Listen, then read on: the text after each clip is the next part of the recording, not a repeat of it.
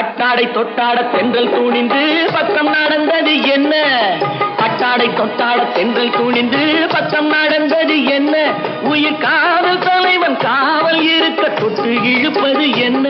உயிர் காதல் தலைவன் காவல் இருக்க தொட்டு இழுப்பது என்ன? பனியில் நனையும் மலரின் உடறி புயல் எடுக்காது.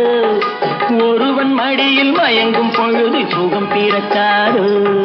தங்கப்பதக்கத்தின் மேலே